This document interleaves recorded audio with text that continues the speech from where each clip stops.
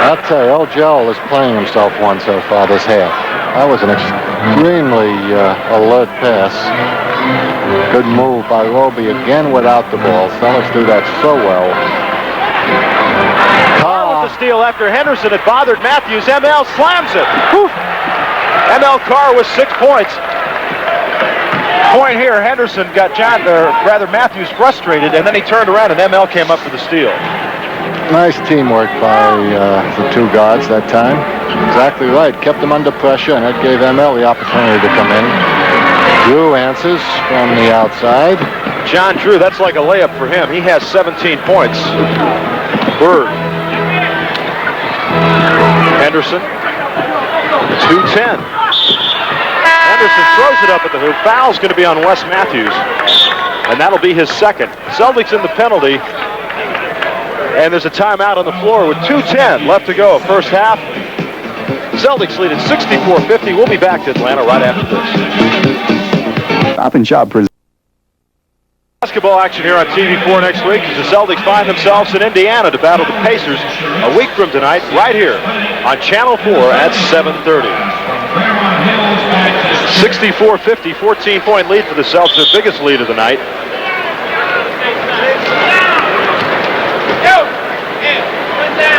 McMillen back in now. Old Tom's a hard worker. You've got to give him pressure with the ball because he can shoot from outside. Intelligent player, hustles well, yeah.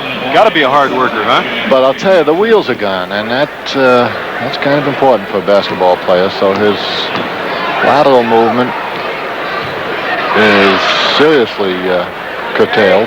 Henderson 70% from the charity stripe. He'll have 2 more. Maxwell with 7 rebounds so far as Jerry drops that one in. Parish has 5. Celtics shooting 54%. Atlanta 56%. Finally got his free throw shooting up over 70. So.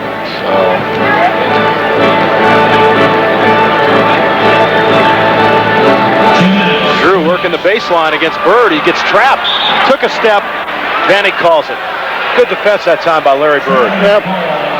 They clamped him in a hurry. Bird cut off the baseline, and second man moved in. Didn't leave him any place to go.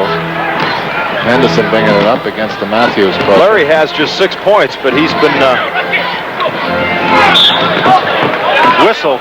Going to be on Matthews. I tell you, Larry was directing traffic that time, wasn't he? Did you see him set up the back door move?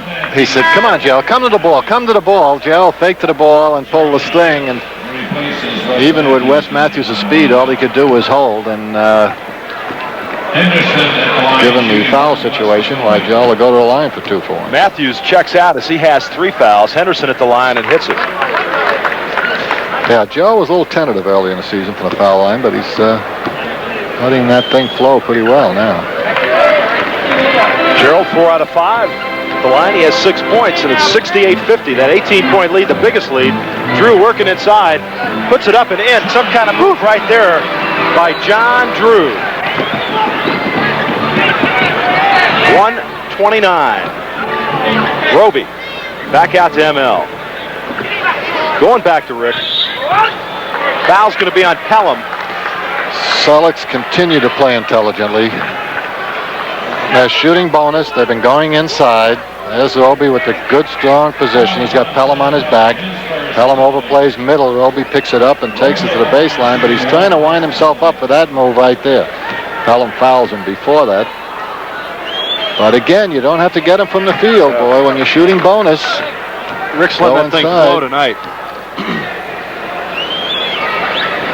He's got his confidence back now. He's 3 out of 3 from the line.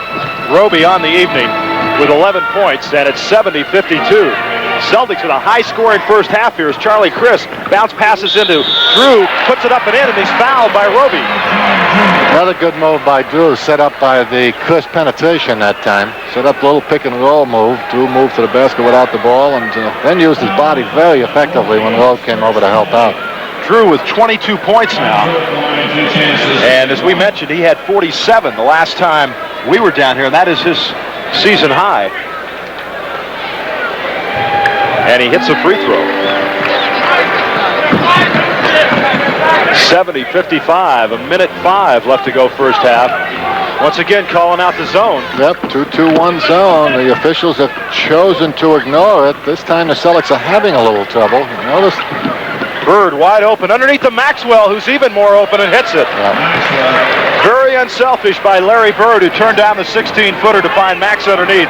And Maxwell now with 19 first-half points. I'll tell you, it takes a lot of courage to play zone when Bird's in that lineup because he finds those free men so well.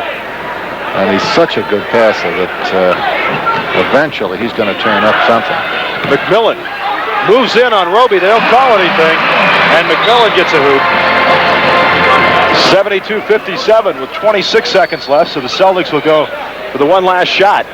And ML Carr hollering down to be aware of the full court action Atlanta's going to throw on him.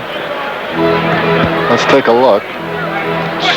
Seems to be man-to-man pressure, but I think they'll probably try to double up on the ball.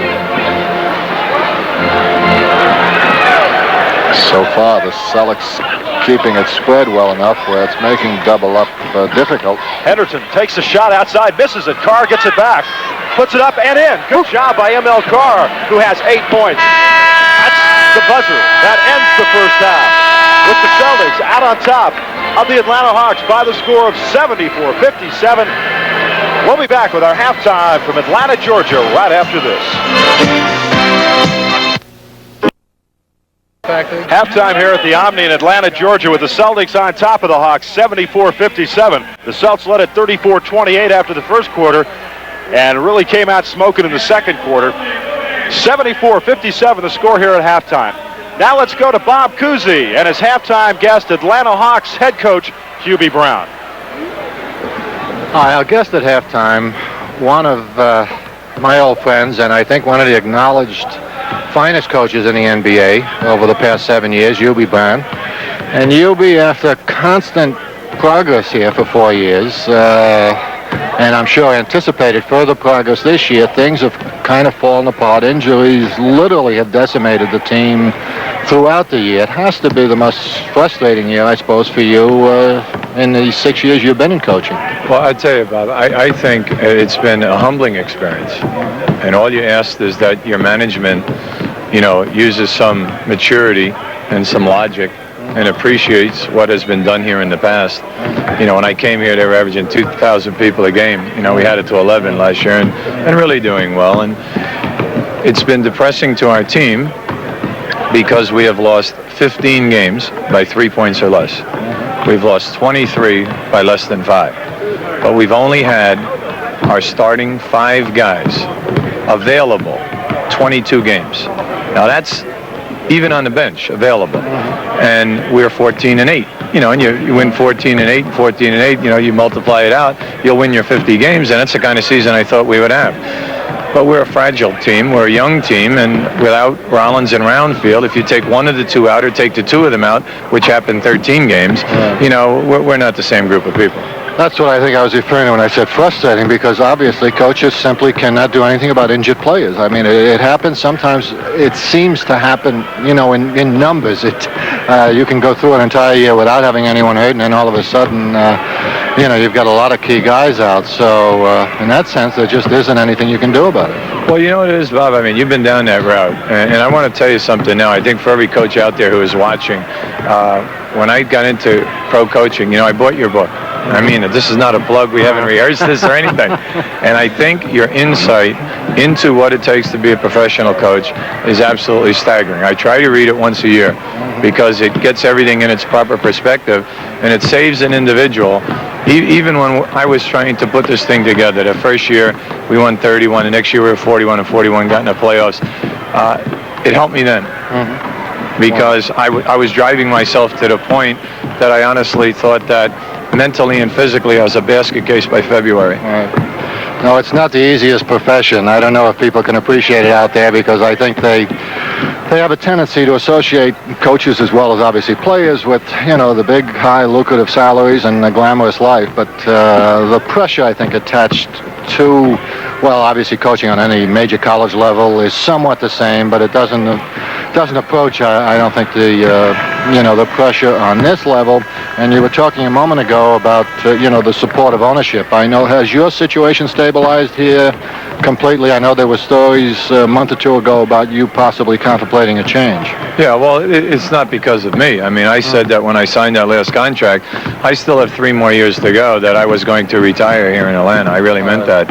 I love the area. I think that what we have built here was a significant factor which totally took over the town, and the people really have a great enthusiasm and a rapport with our style and our players. And that's why for any coach who is out there right now, I think that, a statement my father once told me when I was a kid, he said, just remember one thing, no matter how good things ever get, you're always a half a step from the street. And there we were last year. We won 50 games. We won a divisional championship, first time in the franchise here. 50 games, most wins they've ever had here. And lo and behold, management was actually out looking around to replace us because they thought that our style was too tough. And, we in coaching, you have to laugh about that because we would like to believe that our coaching staff over the 3 past years, supposedly in the balloting for coaching of the year where you make teams overachieve, we either came in first, second, or third all 3 years. And, you'd like to believe that there's a little bit more loyalty than that. Well, yes, that sounds good. As we both know, and I'm sure most of the people know, because it's demonstrated almost every day in sports, that it's too often, what have you done for me lately, as opposed to what have you done for me in the past. And, here, of course, Ted Turner is associated with the team, the main owner and so forth. He has a flamboyant image. Has he pretty much allowed you to control the situation the way you would like to control it? Yeah, well, we had absolutely no problem with Ted at all, and I don't think that we have a problem with Ted. There's absolutely nothing there, due to the fact that he's not into basketball really big. He comes to all of our games. I think he is more involved with baseball. I would say 98% more than he is in basketball. Now, our situation is completely carried on by, the people above us in our own administration. And, I'd just like to leave it at such. But, he has been very good to us. When a man says to you, your first year, look, you got an $800,000 budget. That's it. Now do whatever you want to do. Well, fine, you can understand that. I can understand that. I said, well, I hope you don't expect we're going to win a lot of games. But, fortunately for us, that today is George Gervin's salary, David Thompson's salary. That was our whole team's salary. And we win 41 games, we get in the playoffs, and we play well. The next year they just bump it a little bit higher and we win 46 games. I can live with that, and I think any coach can. If I walked up to you and said, look, this is your guideline, you can stay within it. Now, if you don't like it, fine, go someplace else. It has been said along those lines that you have put together a team, I suppose out of necessity as much as anything else, of, quote, role players. Now, what exactly does that mean, Yubi, in terms of role players, and is it related to what you talked about a moment ago to some degree in terms of, a limited budget? Yeah, well, I think that's where it comes from, because we actually said, look, how are we going to survive in this league without being, totally embarrassed? So we said that we had to get the game into 94 feet. We had to have quickness. We had to get easy baskets, and we had to play 10 guys, because nobody here at that time was going to be able to be an all-star player. Now, fortunately for us, the development of a Dan Roundfield, who we later got, a development of an Eddie Johnson, who was a third-round draft pick, a development of a Tree Rollins. All of those things have been beautiful to watch. And I think that came about because of the low budget, Bob, and also because we were playing guys a half a game. Everybody, all 10 guys came every night with his lunch pail and said, hey, I got a half a game. Super. Well, there's something to be said for that, too. You'll be hanging there. Thank you for your candor. As usual, always a pleasure. Real pleasure, Bob. Thanks a lot. We're going to be back, Roger and I, with the second half action in just a moment. Delta. Roger Twyble and Bob Cousy back at the Omni in Atlanta, Georgia. Halftime, the Celtics lead at 74-57. And that was what you call teamwork, Robert, in the first half. That was a good half of basketball. Atlanta came out a little bit flat, as we pointed out at the beginning of the first quarter, but then they picked up the tempo, and the Celtics, continued to destroy them, really. Offensive board, I thought, made a big difference. 3 or 4 guys really got a job done with the second and third efforts, and Celtics simply destroyed that zone pressure Atlanta tried on a number of occasions. We noticed the Celtics out-rebounded Atlanta 25-12. Well, yeah. Atlanta shot well, 58%, Celtics 54%, but that was 25-12. with Maxwell, 7 rebounds, but 6 on the offensive side. Yeah, really 13 offensive rebounds to 12, to 3 for Atlanta. So that's where the ball game is so far. As they say in the business, still a long way to go, but I'll tell you, the Celtics will really have to collapse. They've got good, solid hold of this game at the present time, at least. And it's well-deserved because they've done it the hard way with the D and on the boards. Maxwell, 19 points to lead the way for the Celtics. Drew with 23 for Atlanta. And Max, the leading rebounder, with 7. Roundfield with 4 rebounds for Atlanta. Celtics 17 out of 18 from the foul line, which is excellent for them because they have had their trouble shooting free throws of late. But when you see Robey letting it go like he did, hitting 3 out of 3, as you say, it's contagious, the bad times and the good times. Yeah, you know, free throw shooting is all upstairs. It's like putting in golf. You start thinking about it and you get tentative and forget it. It can stay with you for like a long time. On the other hand, once you start getting your confidence, you know, it can go the other way. But I agree. We mentioned Gerald Henderson, who had been struggling a little bit in the early going at the line. He's releasing it nice and smooth, and Robey especially. Robey was having the most trouble. And tonight, at least, he is doing a nice job. There you have a look at the standings in the Eastern Conference Atlantic Division. Philadelphia at 53 and 13.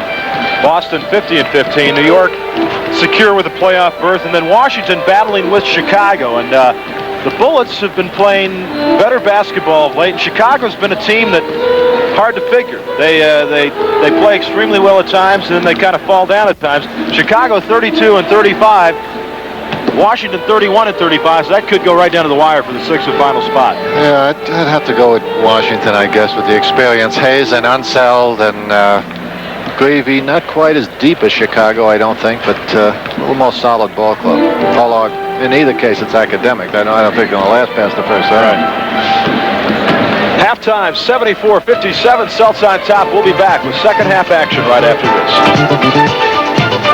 this. What's up? Unlimited play at North Meadow. No court fees. New England's complete social sports club. Call 933-0570. You may not get the best place in town, but a VA guaranteed home loan can help you do very nicely. If you're a veteran, check into it. Stop and Shop presents the Celtic Player of the Game contest. There's a timeout. Hey, I've just got time to pick next week's most valuable player. Get in on Stop and Shop's Player of the Game contest by voting for your favorite Celtic at any participating Stop and Shop. Each store has a weekly winner, and if your ballot is chosen on a televised game, you win a $25 Stop and Shop gift certificate. A bird. And if it matches the announcer's choice, you'll win a $100 certificate instead. Stop and Shop for the Celtic Player of the Game contest. Stop and Shop.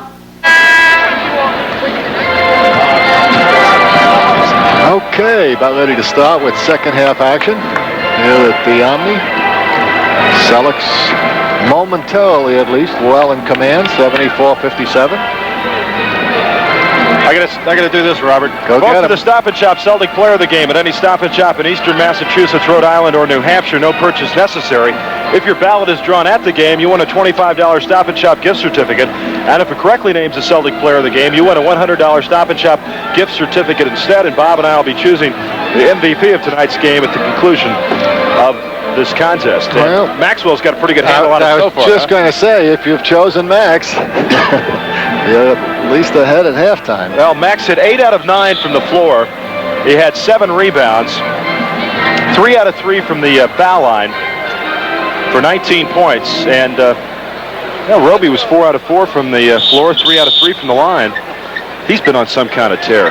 And it's good to see Rick playing well, as you see the Celtics scoring summary there, because combined, and you know, Parish is the type of guy, he says, hey, we don't lose anything when Rick's in there, and I don't mind. You know, Robert is the type of guy, he's very unselfish. And he figures when Rick's in there doing his thing, it's, you know, it's all the better for everyone involved. And Drew is the man for Atlanta. Not too much help from the bench, as you notice, on Atlanta's part, whereas the Celtics have gotten pretty good contribution from their bench. We mentioned Robey, ML Carr. Good second quarter, gave them 8 points. Starting lineups for both teams back on the floor, and in and out by John Drew, and Parish with the rebound. For Robert, that is his 6th rebound. He pulls down 9.6 boards per game.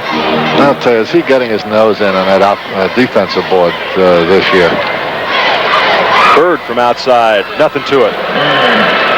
Bird with 8. Well, he's ready to fill it up here in the second half, huh? The offense is flowing. It feels so good, boy, when you know you've got it going. Well, he was only 2 out of 9 in the first half, but he let that thing fly. Roundfield misses, and Parish again with the rebound. Celtics forming that triangle on the defensive board, not letting any white shirts get in there. They have been aware of their boxing out responsibilities, and it's made a difference. Tiny the pass to Parish, and Robert travels. Caught him by surprise. It should not have, as not to be redundant, but again, you know when you get penetration that Hawes is going to come over. You notice he immediately leaves Parish. And it's that kind of predictability that the Celtics have, exploited all season long, really. They can expect it when that guard gets in there.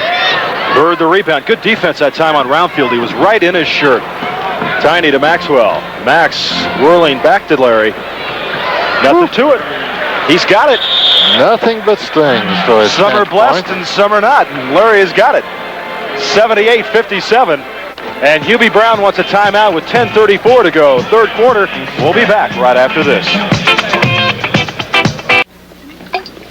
So I'm a jock. But there's no reason everybody shouldn't enjoy sports, even if you're not an athlete. Because if it's presented right, sports is the best entertainment going. It's got good guys and bad guys, a thrill of victory, and the agony of those New York fans. Actually, I'm a better cheerleader than I am a jock. Give me 2 hours with your mother-in-law, and I'll give you back a hockey fan. Get your sports from The Jock, Bob LaBelle on the Eyewitness News Team at 11. Since we bought the Diode Company, we have to include the new employees in our pension plan. Bank of Boston has the broadest pension and investment capabilities in New England. We'll be increasing production 30% to meet our overseas commitments. Bank of Boston has the largest international operation in New England, with offices in 30 countries. I want to see Joe and Rick at 3 and call Stan at Bank of Boston. Let's see what we can put together. The First National Bank of Boston, New England's leading bank at work. The Larry Bird basketball from Spalding. Just keep trying, kid. You'll get it. Don't miss any of the exciting college basketball action tomorrow. At 1, it's St. Joseph's and Villanova. At 3, Syracuse and St. John's, all right here on TV4. And, of course, Boston College needs a win against Seton Hall at home on Saturday to win the Big East. That's a big one for Dr. Tom Davis. This year, isn't it? I think the winner will have how many losses? 4 or 5, same as the Big Ten. Good balance in that conference. Back to Atlanta. Hawks struggling somewhat here. 78-57, and they throw it away. It'll be Celtics basketball with a 21-point lead. Celtic intensity on defense continues despite the lead. They must have remembered what happened here last time in. As we said, it was just a reversal. They took it easy for 3 quarters and went to work for 1. Oh, the nice hook shot by Robert Parish. Well, that's unstoppable. Yep, they swung that ball around nicely and caught him with a good low position. And that's all Robert needs. Ford with the deflection. Good job by Criss Ford playing on the overplay on Eddie Johnson. Wes Matthews will take it out of bounds right in front of us. John Drew inside to Johnson. He loses it. Out of bounds. Vanek is waiting to make a decision, and he'll say it's Celtics basketball. Natives getting a little restless here. We hear some rumblings as Atlanta doesn't show any signs of getting it together to make a run at the Celtics. They continue to be sloppy with the ball, and the defensive effort has let down a little this half. Might be a little frustration. Imagine you play against the Celtics 5-6 times in a year. It gets a little frustrating. Parish, the left-handed hook that time, a little short, but he manages to draw the foul. It'll be on Steve Hawes. Excuse me, on Roundfield. And that is 4 on Roundfield. Robert will put it on the line on the season. Parish 69%, and he hits that one. Robert averaging 19 points per game. Robert may be over 70% also now after making 5 for 5 tonight. 82-57. The Hawks have not scored here in the third quarter. Celtics have dropped in 6. John Drew 4-2. Doesn't take it long for Mr. Drew to heat it up. 25 points now, as he has been the offense tonight. As Max has done a pretty good job on Roundfield. We've not heard much out of Dan tonight, just 2 points. Bird, he's looking at it from three-point land. Inside to Parish, nice bounce pass. Won't go, and Drew comes away with a 2-on-2 break with Matthews. Drew puts it up and in. Good job. Should have laid it down to Matthews, but nevertheless made a nice play out of it through the contact. Didn't get the foul, but he made a good pass at it. 82-61, 8:35 to go third quarter. Tiny leans in, draws the foul, and I tell you, Matthews is just a little bit upset about that one. Wes Matthews picks up his fourth. As Tiny leaned in with the banking left-hander. It didn't go, but he drew the foul. Tiny with 3 points in the first half was in some foul trouble himself with 3 and sat out most of the second quarter. That's the only way Tiny's going to get much rest is to get into foul trouble, because he is in there an awful lot of the time for the Celts. Well, the guy's having another outstanding year. He has really led this explosive offense very, very effectively this year. Long pass to Drew by Wes Matthews, overthrown. It'll be Celtics ball inbounds, and Charlie Criss will check into the game, and young Wes Matthews will get a breather. Well, as we said on top, one of their crying needs, not only Atlanta, but any team who doesn't have a good, reliable point guard. You know, talking about Tiny a moment ago, Atlanta doesn't have a Tiny, obviously. They have another little guy here in Charlie Criss who can get it done up to a point, but he's not a legitimate point guard. Wes Matthews simply has to learn the position. Bird trying, oh gosh. Almost. Bird made that pass in there, was knocked back, and then he just slapped it in, and Parish couldn't get a handle on it. Eddie Johnson with it now for the Hawks. John Drew, number 22. It's nice they gave him a number that rhymes with his name, huh? Nice pass from Johnson, blocked by Bird. Bird got the hand on it, Hawes couldn't put it up. Larry steps with it, leans in, and Rush calls the foul. It's going to be on John Drew. It'll be on Drew. Bird gives him the fake and tries to turn his corner.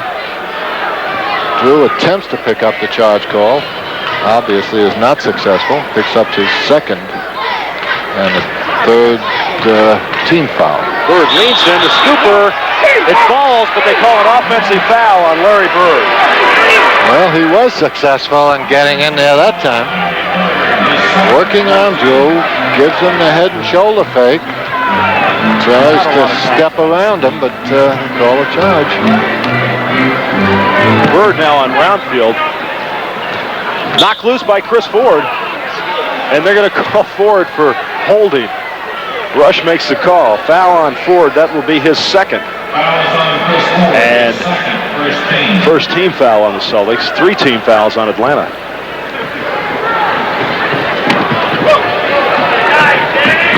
Hawes with that derriere pick puts it up. Oh, running right-hander. Steve Hawes with 8 points. 84-63.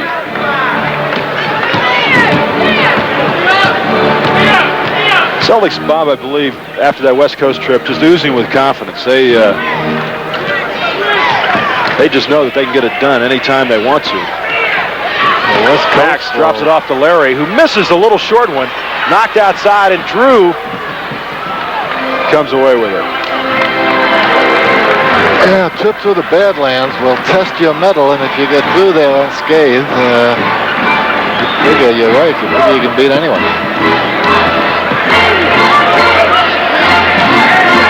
5 seconds on the shot clock. Eddie Johnson, the pull-up pop, and Parish the rebound. He's got Ford on the outlet. 3-on-2, Tiny in the middle to Max. That's going to be a charge on Maxwell. Good play by John Drew there as he read the pass from Tiny all the way. Let's take a look. The 3 sets up. Ford to Archibald to Maxwell. Drew stayed home, picks up the foul. Max simply going in too fast to put on the brakes. Second foul on Max.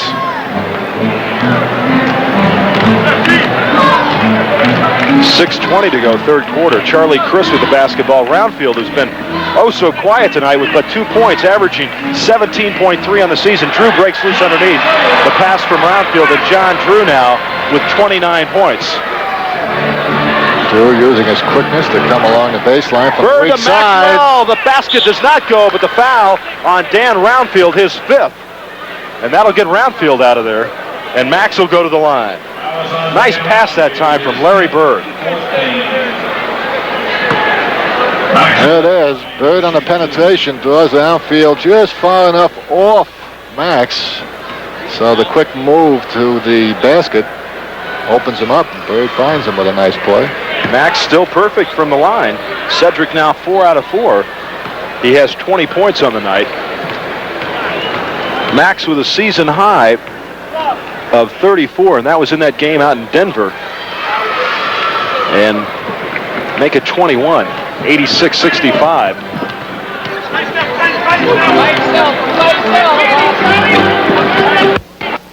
Criss he hits the shot and draws the foul. Some kind of play by little Charlie Criss. Boy, that wakes up the crowd here a little bit. That can be a momentum changer. Criss trying to penetrate. Gets blocked in here by 3 Celts. Jumps into Tiny as Tiny scrambles to get back into the play. That's 4 fouls on Archibald as Criss goes to the line, an 85% free throw shooter, and he hits it. Criss completes a 3-point play, and it's 86-68. Let's see if Tiny will come down and challenge him this time. Now he gets it into Parish. Ford, Betty Johnson on him. Good pick by Robert. Back to T. Celtics taking their time. They can afford to waste as much as they'd like to off that 24-second clock. 3 seconds on the shot clock. Air ball. And a foul underneath. I think the Celtics got a break there. The foul's going to be on Dan Roundfield, and I've got him for 6. Surprised UB Brown didn't get him out of the game with 5 fouls as Roundfield is fouled out with 5:28 to go in the third quarter. And that just really kills. Not a particularly effective foul either, obviously, because it was strictly a scramble off the backboard. That was 3 seconds left on the shot clock when Ford put it up, and it was an air ball. And 1 second on the shot clock left when the foul was committed. Maxwell still. With the limited firepower that Atlanta has, UB really doesn't have much choice. When you fall behind like this at home, where you've got to get back into it in the second half, he puts Roundfield out of there. I assume this was his thinking, and he figures, hey, I got no shot at all. I might as well, gamble that he's not going to pick up his 6th. However, the gamble... Hawes from 20 feet. This is Maxwell with the rebound. 88-68. Celts on top by 20.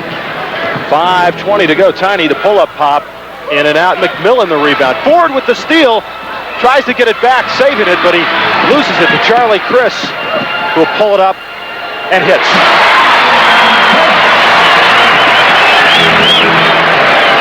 Bill Fitch having a few words with Tiny Archibald. 88-70, under 5 minutes to play, third quarter. Parish to Bird underneath. Ooh, nice little move there, huh? Again, expediency. He knew he didn't have a chance to waste any time with that pass. The defense was moving back in. He was momentarily free, so he just gave it the little wrist flip. They're so conscious of Robert taking that shot. When he gives it up like that, it's almost assured, too. What an effective weapon. Hawes, the right-hander, traveling called. No basket, and Gerald Henderson will check into the game now. Tiny Archibald with 4 fouls will come and sit down with 4:32 left to go, third quarter. 90-70, Celtics on top by 20. Atlanta's in a tough position, obviously. You're always in trouble when you're 20 down, but when you get your best player he's letting it loose now. Bird with 8 third quarter points and 14 on the night, 92-70. Trying to play catch-up against a team like the Celtics with their firepower is virtually impossible, especially with them hustling. If they... McMillen hits it. Good job that time by the big guy. Bird bringing it up. Pull-up pop. Yes, indeed. Larry Bird. Let the slack out, LB. Yes, sir. Bird's flying in the third quarter. Timeout on the floor with 3:54 to go. Celtics lead it by 22, 94-72. We'll be back to Atlanta, GA right after this. Why play McDonald's $10 million Build a Big Mac game? I never win anything. Well, there's a handy way to change that. Because there's millions of great prizes to win. Yeah, ranging from a Big Mac sandwich to Coca-Cola. $5,000, $25,000. Well, I can even be a $100,000 instant winner. McDonald's Build a Big Mac is our biggest game ever. Well, I'm going to build a Big Mac and start building my fortune today. When I was coaching, I was the boss. I used to feed them, dress them, get them to bed on time. Now I treat them to our favorite beer, right? Light beer from Miller. Light's got a third less calories than the regular beer. And what else? It's less filling, Red. And they really like the taste. Another beer, anyone? Yeah. What's the magic word? Please. Light beer from Miller. Everything you always wanted in a beer, and less. Our best brand is the Stop and Shop brand. It costs you less than the national brands. We guarantee you'll enjoy it. Stop and Shop. On Sunday, more great college basketball action as LSU takes on Kentucky at 1 here on TV4. And LSU ranks, third in the nation, Bob, behind Oregon State and DePaul. And only one loss. Yeah. I guess they've got the longest win streak now that Virginia went down the tube. So they're like 26-1 or 27-1, something like that. That should be a titanic battle between two good ball clubs. Craig Shelton has checked in for the Hawks, number 11. Shelton, Criss, McMillen, Eddie Johnson, and Steve Hawes. Shelton loses out of bounds, be Celtics basketball. Celtics shooting it at 55%. They are 25 of 26 from the free throw line, Bob. They're out-rebounding Atlanta 31-15, and that sums it up right there. That's where the games are won, as we've said, off the boards and on the D. And the Celtics have done it both very well and very effectively this evening and thrown in some pretty spectacular offense to go with it. Max draws the foul. It's on Steve Hawes. His fourth. The Celtics now in the penalty situation. And Max will go to the line. Cedric with 23 points. And Sam Pelham checks in, and Steve Hawes comes out. 3 tries for that team.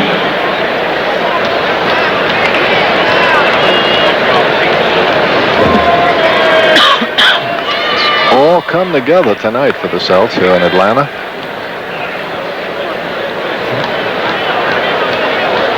Max continues to be unblemished at the free throw line. He's nothing but perfect. He is nothing but perfect. 9 out of 9 from the foul line for Cedric. 96-72. Way outside. McMillen can't get it to fall. And Parish to Henderson. Bird streaking underneath. He gets it to Max on the side. I'll tell you, other than Johnson, they don't have a shooter in there, and he's questionable as well as a guard. Max the hook and hits. Cedric Maxwell's doing it all. Like we said, what's the record in this place? Max wants it. He's going after it. Maybe it's Drew's 47, huh? 98-72. Bird all over McMillen like a bad rash. Got him totally frustrated. McMillen puts it up, misses it. Ball knocked loose. Bird comes away with it. Behind the back dribble. Pass to Henderson. Gerald. To Parish. Robert puts it down and Criss knocks it away. Eddie Johnson. Pull up. Bad miss. Oh, wow. Bird gets it back. Long pass to Parish. Find to somebody, Maxwell. Robert.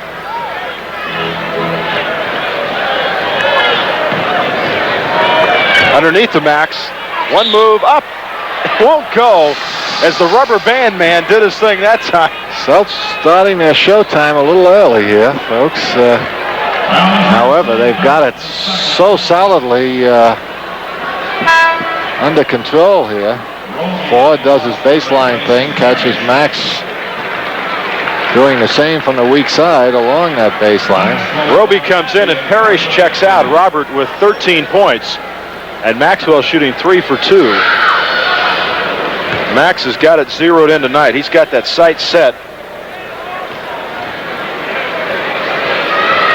And it's just flowing. 29 points for Maxwell, 172. 28-point Celtic lead. Craig Shelton and in. Well, we heard UB Brown at halftime talking about, putting together a group of role players. Robey won't go. Tries to follow. Eddie Johnson comes up with it. First miss for Robey. Pull-up pop by Charlie Criss and hits. Okay, Charlie's heating it up a little bit. His 7-point. Yeah, the problem with role players, is if one cog is missing, it can screw up the entire works pretty effectively. And obviously, with Rollins added, it really affects this ball club because their offense is then carried almost completely by the two forwards, Drew and Roundfield. And if one of them have a bad Bird to Robey and in. Larry with the look-away pass, and Robey hits it. He has 13. Let's go to it. A little shuffle pass here from Bird to Robey. And Robes finishes it off. Less than a minute to play, third quarter. 102-76. Shelton underneath to Pelham, who finally gets a handle on it and drops it home. Sam Pelham with 6. 41 seconds. 102-78. Henderson calling out play number 4. Bird posting low. Criss can't get it to him. He'll take it in the middle. The leaner hits Criss Ford. Criss with his first 2 points of the quarter and first 2 points since the first period. He has 9, and it's 104-78.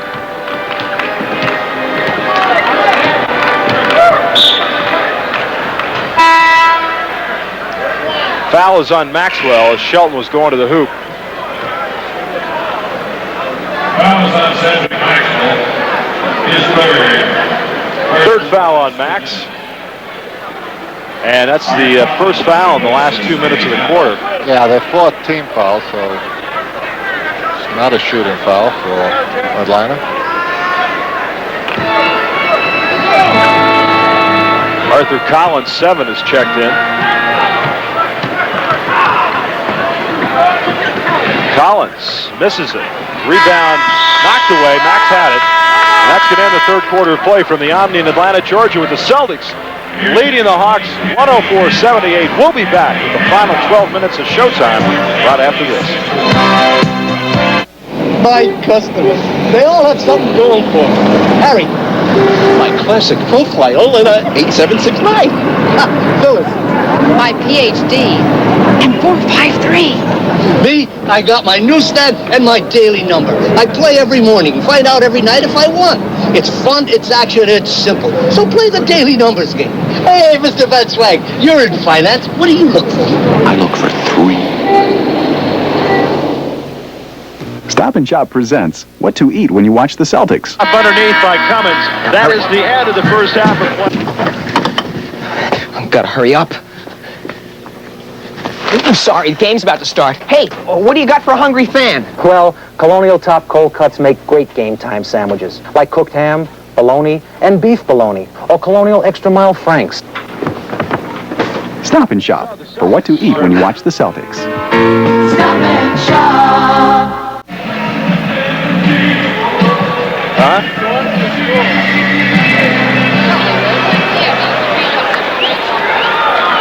Roger Twyman and Bob Cousy back here, and we'd like to remind you that on Sunday, March 15th, the Boston Celtics will sponsor the Shamrock Classic Road Race. This third annual 5.6-mile race through the streets of Boston will be held. Look out for the potholes. Will be held prior to the Celtics New Jersey game. Anyone interested in signing up for the Shamrock Classic should call the Celtics office during regular business hours for more information. Kevin McHale checks in for the Celts. Robert Parish is out.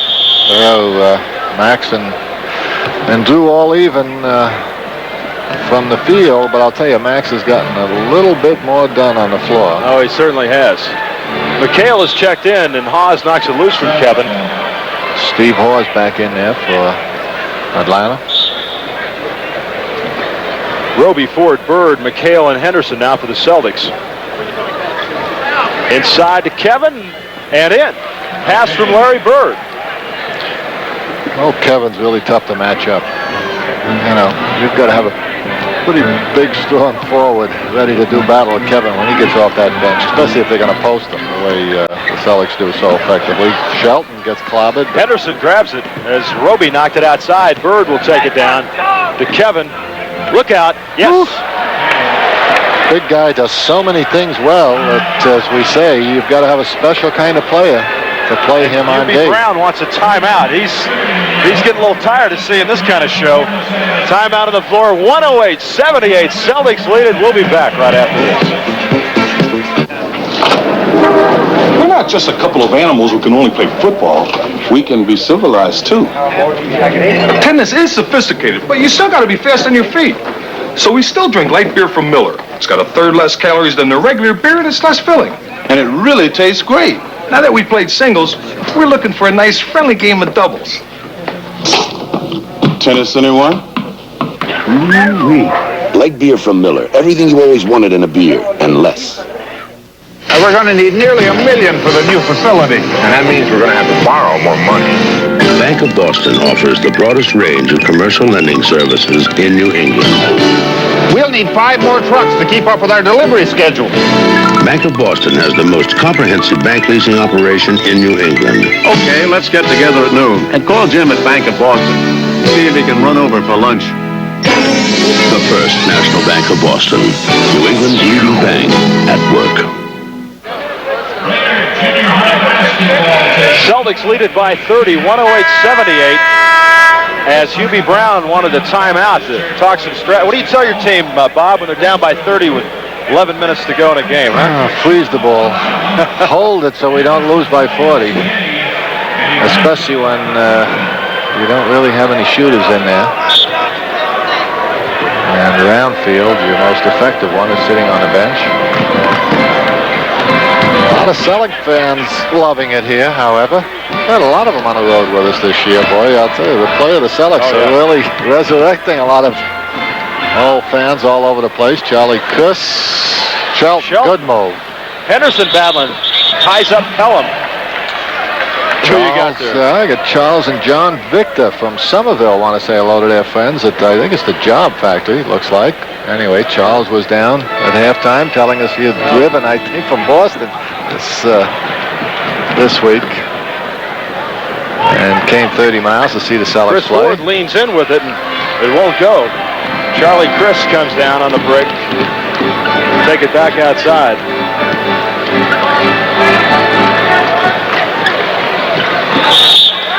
Bird with the quick hands. He's always flicking at that ball, boy. If you're not careful, he's going to get a piece of it. 108-78. 10:37 to go in a game. Hawes is pushed out of bounds. I guess that's a no call this year, Edward. Can't make that call, babe. It's got to be a foul or a violation. However, common sense prevails. Sam Pelham will take it outside and misses, and Bird has the rebound. Larry looking for Robey, and Rick never looked up. Yeah, Robe fell asleep. Got to know where the ball is when you're heading down floor, especially when you're trying to beat your man down, and especially when Bird's got that rebound, because he's capable of making that 94-footer right on the money, generally. He made a pass to Maxwell Wednesday night against Cleveland. Max missed the layup. It was a beautiful thing. Well, Robe gets another shot at it. Oh, watch out, Rick.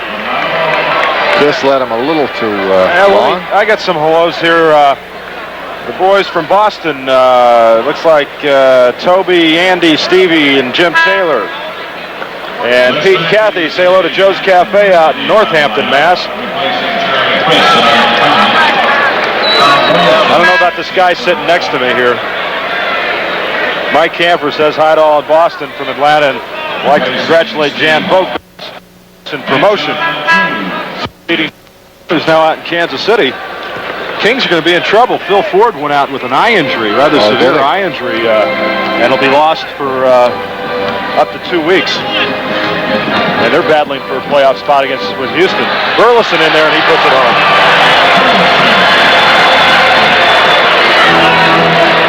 Bird has played the whole game so far. Has 16 points. Robey moving underneath, throws it back outside to Larry, gets it into Kevin. What a move right there by Kevin McHale. Tough. He has all 6 of the points for the Celtics in the quarter as ML Carr gets ready to check in. That kid makes tough shots look easy. He likes Atlanta. Yes, he does. Nice move by Eddie Johnson. Pelham misses the gimme. Burleson misses an easy one, and Henderson comes home with it. Pass to Bird. To Ford. Spin move. McHale to tip it in. It's showtime, folks. The boys in green putting on a little show for the 10 or 11,000 they've got here. Initially cheering the home team on. There it is. McHale keeps it alive, tips it in. Atlanta simply can't find the hole. Pelham it in. Now Pelham gets his layup. 112-82, long pass to Robey. Reverses underneath and hits it. Good job that time as Burleson was right on his back. 15 for Big Rick. Everyone's getting into the act. Good, solid offensive balance and distribution by the Celtics tonight. Everyone. Blocked by McHale. Bird strips it to Henderson. 3-on-2 break with McHale and Ford on the wings. Robey trailing. Drops it to Kevin and in. Kevin McHale with 10 fourth quarter points.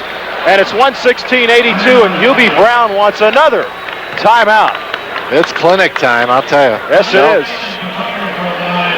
Celtics putting on a show. Raj, you can't imagine when you get it going this way, especially away from home. You know, it's easy enough to do at home. It's not unusual, but it is very difficult to do this against, as we said at the top, a competitive Well, we team saw a away real from home. clinic Wednesday night in Boston against the Cavaliers, and everything was just happening. And you know, it looks easy. You know, when it really looks easy, then it's flowing, and not forcing anything at all. The passing's there, not the overpassing, but good ball movement.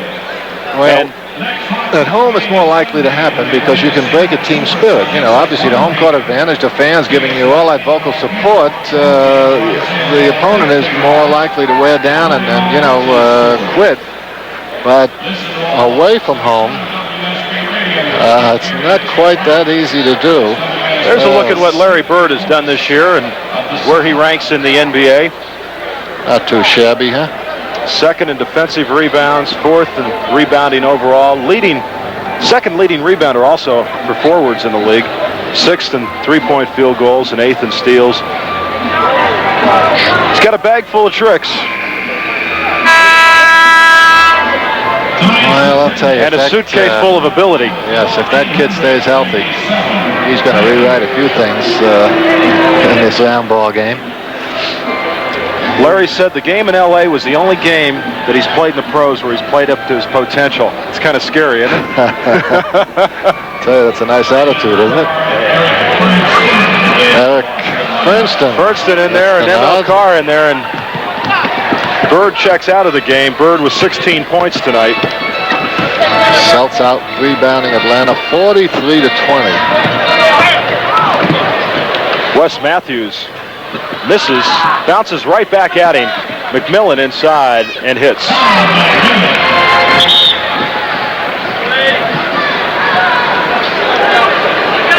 So it's Carr, Henderson, Robey, Fernston, and McHale for the Celtics. Burleson, McMillen, Eddie Johnson, Wes Matthews, and John Drew for the Hawks. 29 from the line so far tonight. Boy, that's pretty good foul shooting. Henderson wide open on top and hits. Everybody's letting it flow tonight. 56% from the field. 118-84. Drew caught underneath. Burleson falling down. And the foul's going to be on ML Carr. There it is.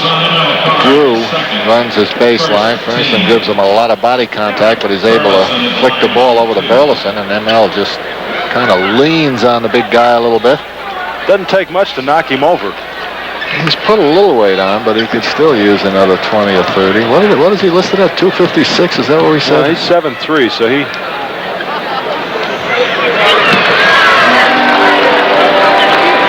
.256, yeah, God, how can you say a guy can put more weight on at 256? It's both the free throws. 118-86. No other finals for you tonight. Philadelphia's playing in Utah, so that's a Mountain Standard Time start. Philly beat San Diego the other night in San Diego. Robey, the left-handed hook. Oh, everything's going. Wow. Everything. 17 points for Robey. Hey, he might end up leading the league in field goal percentage if this keeps up. How about the kid at Oregon State, Johnson, hitting 76% from the floor? That's no easy feat. You're talking about a couple hundred shots. Other than being a good shooter, they say his shot selection is very mature and poised for a young college kid. ML almost with the steal. Misses the shot. Fernston and Burleson go. Burleson looking for the jump ball, and he draws the foul. Fernston was kind of standing there. What is this? It's octopus time. Who is this guy? Someone put a pair of body handcuffs on me. Celtics spreading out the offense. They know Atlanta has to come out. Fernston the fake, puts it up and in. Eric Fernston. Bernie's only played about 5 minutes in the last 8 games. He's not seen a lot of action. You mentioned, Bob, that he might be a better outside shooter than he is working underneath. I think he's more comfortable out there. Blocked by McHale. That's a major league rejection. Fernston comes up with a loose ball. Boy, that kid McHale is something else. Well, then Henderson just let it slide. Matthews for the dunk. Yeah, Wes Matthews goes about 6 feet, 6'1". He got up in the sky that time. He did a 360 slam dunk in Boston. Oh, Remember when he was in Washington early in the season? I hadn't seen that move, really. Yeah. By a guard, certainly. That was an ice cream store move. Nice move there, but Fernston misses the layup. The pass from McHale. Carr going for the steal in the backcourt. 5:36 left to go. 122-88.